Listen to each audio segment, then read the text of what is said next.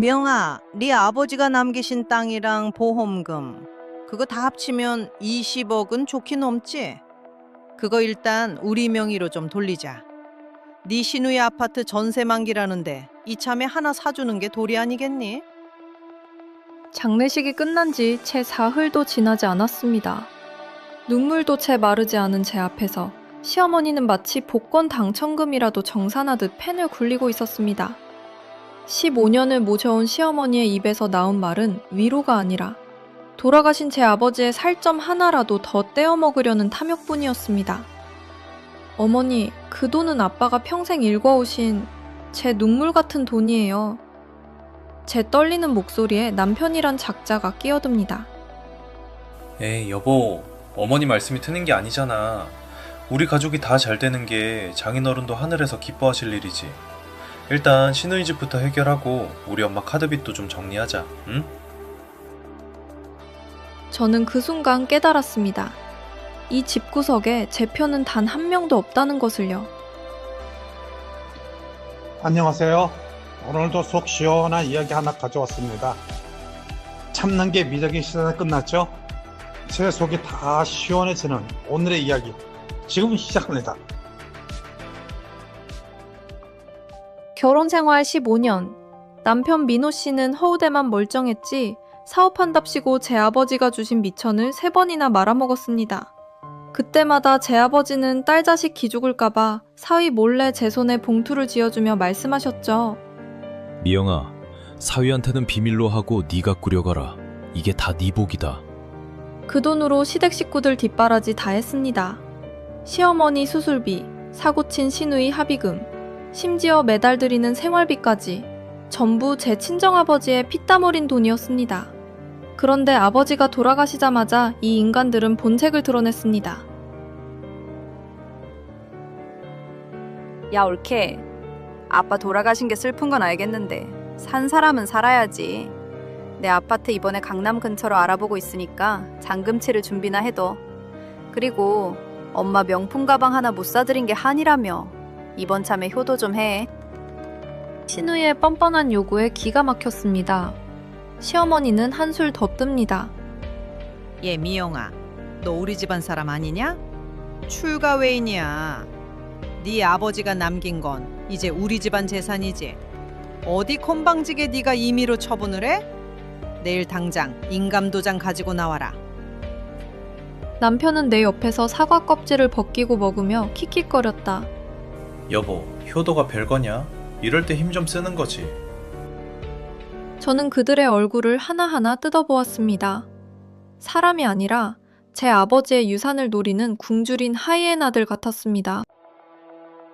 일주일 뒤 저는 가족회의 소집에 응했습니다. 시어머니는 벌써부터 들떠서 한우갈비를 뜯고 있더군요. 오냐, 도장은 가져왔니?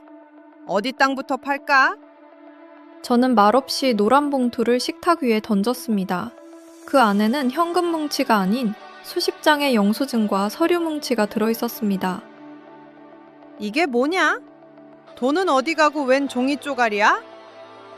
저는 차분하게 그러나 얼음장처럼 차가운 목소리로 말했습니다. 어머니, 지난 15년간 저희 아버지가 어머니 수술비로, 남편 사업자금으로, 그리고 아가씨 사고친 뒷수습비로 보태준 돈 내역서입니다. 총액이 8억 7천만 원이네요. 이자까지 합치면 10억이 넘습니다. 뭐? 뭐라고? 그건 사돈 어른이 좋아서 주신 거지? 좋아서요? 아니요.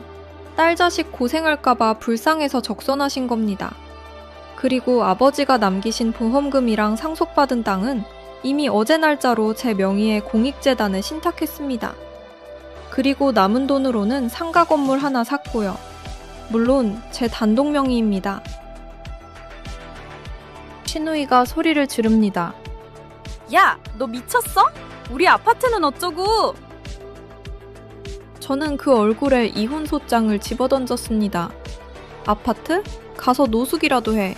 그리고 민호 씨, 당신 사업한다고 우리 아빠한테 빌려간 돈, 이 서류에 차용증 다 들어있어. 이거 안 갚으면 바로 압류 들어갈 줄 알아? 남편이 제 팔을 붙잡으며 매달립니다. 여보, 미영아, 내가 잘못했어. 엄마가 시켜서 그런 거야. 저는 그 손을 매섭게 뿌리쳤습니다. 어머니 아가씨, 착각하지 마세요. 우리 아버지는 평생 성실하게 일해서 저를 지키려 하신 거지, 당신들 같은 기생충들 배 불리려고 돈 한 푼 남기신 거 아니에요. 제 입에서 기생충이라는 단어가 나오자 시어머니의 얼굴이 흑빛이 되었습니다. 뭐? 기생충? 너 지금 네 시어미한테 말버릇이 그게 뭐냐? 시어미요? 15년 동안 우리 친정 등골 빼먹을 땐 가족이라더니 이제 돈줄 끊기니까 자존심이 상하세요? 여기 이 서류들 보세요. 그동안 사위 사랑한다며 아빠가 빌려준 돈, 생활비 명목으로 뜯어간 돈, 전부 부당이득 반환 청구 소송 들어갈 겁니다. 한 푼도 남김없이 다 뱉어내세요. 저는 남편의 얼굴에 이혼 소장과 함께 아버지가 남기신 마지막 편지를 던졌습니다. 그 안엔 내 딸을 눈물 짓게 하는 자는 용서치 말라는 유언이 적혀 있었죠. 식당을 나오는데 시어머니의 비명소리가 등 뒤로 들려왔습니다. 하지만 더 이상 무겁지 않았습니다. 아버지가 마지막으로 주고 가신 기회, 저는 그 기회를 잡아 제 자신을 구했습니다. 아빠, 보고 계시죠? 이제 저 정말 행복해질게요. 그 후로 1년 그들의 삶은 처참하게 무너졌습니다. 능력 없는 남편은 제가 끊어버린 자금줄 때문에 결국 파산했습니다. 번듯한 직장 하나 없던 그가 할 수 있는 건 막노동뿐이었죠. 매일 술에 취해 미영아 내가 잘못했다며 울며불며 전화를 걸어오지만 저는 이미 번호를 바꾼 지 오래입니다. 더 가관인 건 시댁 식구들입니다. 돈 앞에서는 피도 눈물도 없더군요. 시누이는 전세금을 빼서 도망갔고 시어머니는 그 충격으로 뒷목을 잡고 쓰러졌지만 병원비 한 푼 내줄 사람이 없었습니다. 자기들끼리 서로 탓하며 악을 쓰고 싸우는 모습이 뉴스에 나올 법한 추태였죠. 반면 저는 아버지가 남겨주신 상가 건물에서 새로운 사업을 시작했습니다. 이제는 남 눈치 보지 않고 오로지 저를 위해 돈을 쓰고 저를 위해 웃습니다. 아빠, 이제 저들 걱정 안 해요. 스스로 판 무덤에서 지옥을 맛보고 있으니까요. 여러분, 나를 갉아먹는 기생충 같은 인연은 과감히 잘라내야 합니다. 그래야 비로소 내 인생의 진짜 봄이 찾아오니까요. 제 복수가 여러분의 답답한 가슴을 뻥 뚫어드렸기를 바랍니다.